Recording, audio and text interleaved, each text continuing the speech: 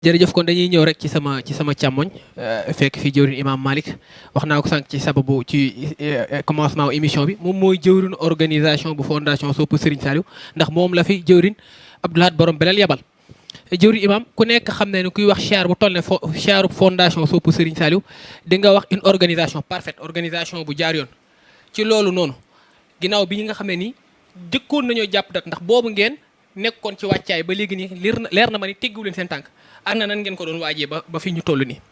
waaw jërëjëf Alioune Fall xam naa comme fii jëwriñ daaneele rek sëriñ bi moom lépp lu mu def rek moo gën lu mu deful te yërmandeem la sukkandiku woon ba dàq siyaar bi xëy na sax boo demee ba ci biir da ngay xam ne loolu moom moo gën ndax li ni wax moom moo xam li ne ci xel yi ba pare di tontu li ne ci xol yi tamit mais organisation internationale moom bi ñu jugee ziar 2023 lañ commencé di waaj jëm ziar 2024. ku ne xam ne mois d'août lañ ko doon def mois d'août bi màggal gi moom moo jub si woon màggal gi moo ne woon ci mois d'août bi. mois de septembre bi ñu ko jàppoon fekkoon organisation moom pare na ci lépp. li ci ëpp doole muy bilan yi pare woon na ban jébbaloon ko ñi nga xam ne ñoom lañ ko war a jébbal. ban jublu woon ci leneen. bi sëriñ bi indee ndogalam yi tamit mu nekk loo xam ne lu ñu neex la tamit. ndax lépp lu mu def rek daf ñuy neex. taxoon na ne ñu gën a waajaat. ñu gën a waajaat ci côté yëpp. ba tey jii nii dañoo xam ne ziar buñ ko demoon sa jamono jooju na dana am nu mel. kon jamono jii leen jàpp ne moom si leen gën a pare. ci côté yëpp bu dee ci côté organisation jàpp na ne ñun moom bu ziar bi nekkoon suba pare nan ci côté yëpp tamit. biir këru organisation ñaata buntu ñoo ci nekk maanaam ñaata sous commission ñoo fa nekk. ci tënk organisation am na juróom-ñetti sous commission 8.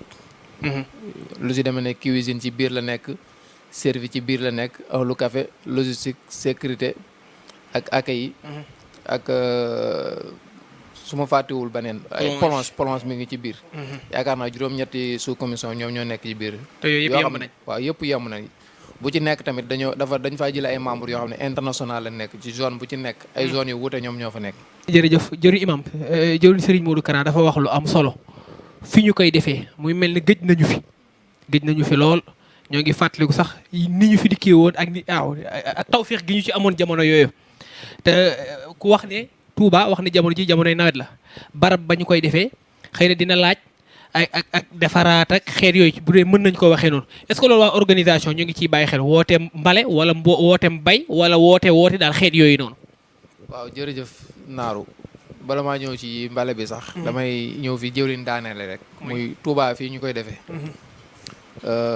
nekkuwaay bi ak xataay bi mais comme ndigal la defoon nañ fi ziar 2019 2020 ak 2021. boobu lañ fi gëj a def ziar. waaw te mbooloo mi yokku na lépp yokku na. kon nag organisation bu jaar yoon moom lañ fi soxla ci Touba ndax Touba ak Xelkom bokkuñu bu dee Xelkom fi ngay gën a yaatoo fi ngay gën a nekk à l'aise mais bu dee Touba la nag moom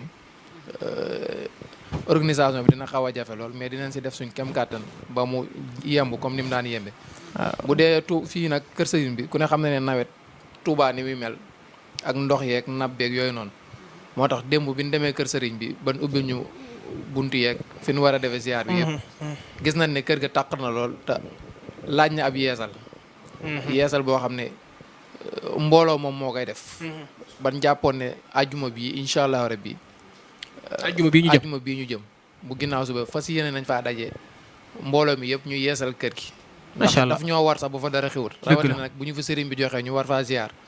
kon ñu ngi ciy woowaale mbokki zone Bawol yëpp ba ci waa international képp ku mën a ñëw. ñu yeesal kër gi ci ajjuma ji. ban waxtu.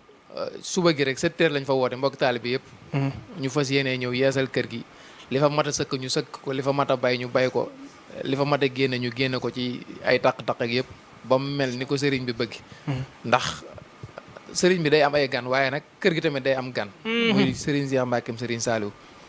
ndax nawet bi yëpp kër ga ku ne gis na ni meloon boobaak léegi sëriñ bi ñëwu fi kon nag ñun ñoo ko war a defar ba sëriñ bi bu ñëwee xolam sedd mbokk taalibe tamit bu ñëwee duñ fa mën a am benn jafe-jafe kon ñu ngi ciy woo ñëpp di ci jiital waa hygiène.